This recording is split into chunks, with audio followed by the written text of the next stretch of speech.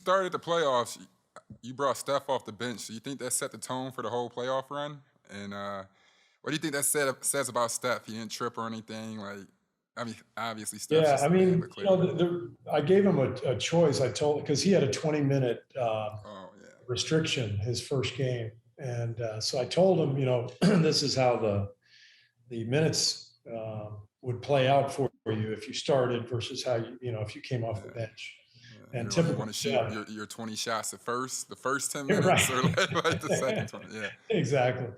But typical Steph, he just said, no, it sounds way better to come off the bench. That way I don't have to sit for too long in between my minutes. And it never even entered the equation that like this would be a blow to his ego or anything.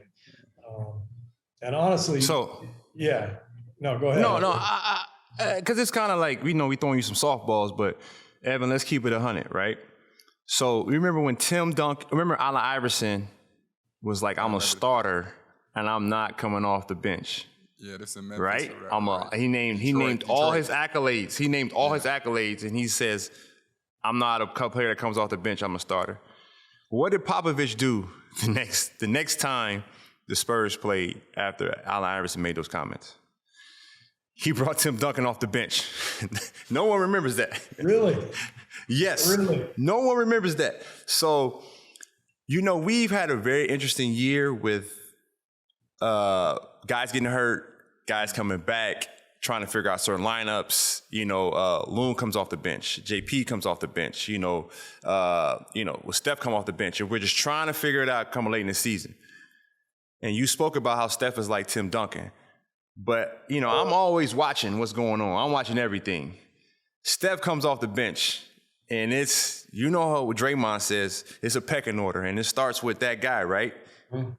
And it was a little bit of a message saying, all right, fellas, I'm going to come off the bench, but I'm just letting y'all know this is what we need to do to win. If you got to come off the bench, you got to come off the bench. So I just loved him for that, but I'm like, no one was paying attention. Like Loon and I are always next to each other in lockers talking about, what's that mean or why he decided. I'm like, listen, Loon, it's bigger than that. And like Steph gets it. And that's one thing people don't really recognize about him is that he's really for the team. Yeah. No, that definitely set a tone.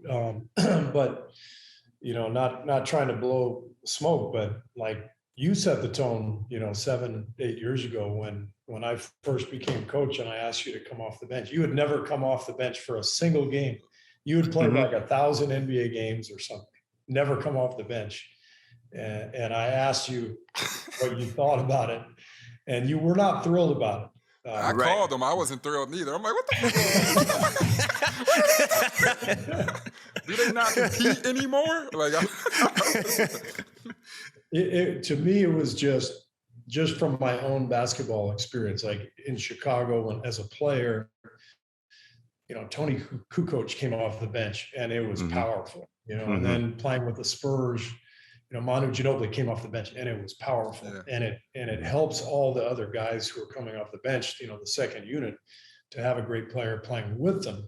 And I knew all that, and so I felt like this made a lot of sense, but it was a hard thing to bring to you, Andre. It was not easy because I was a brand new coach, and you were an all-star and an Olympian, and so that was kind of my first test as a coach. Like, is this guy going to listen to me?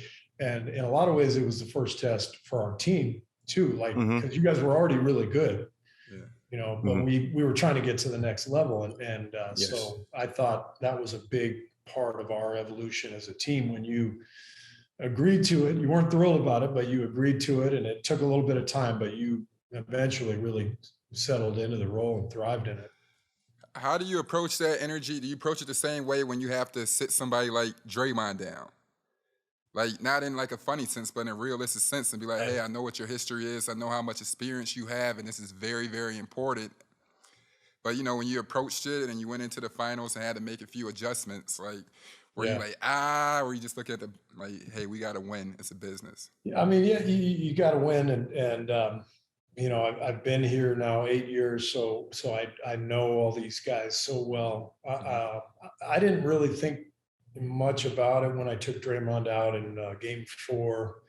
because that unit was not doing well. So I was really looking for a shift, and I was thinking I'll just take him out for a minute or two and then get him back. But and you guys know this, like in the NBA, if you find a group that works, you stay with it, and it doesn't matter who's on the floor, and you can't worry about anybody's feelings being hurt or anything like that. And so when that group started to play well, I wasn't paying any attention, to the bench. But Andre, I know you were down. I've heard, since then, that you were there and you were talking to Draymond and making sure he was staying ready. And sure enough, when the run ended, I think he only sat for 3 or 4 minutes. But when the run kind of ended and we went back to him, he was great. He made huge plays down the stretch, and it all worked out.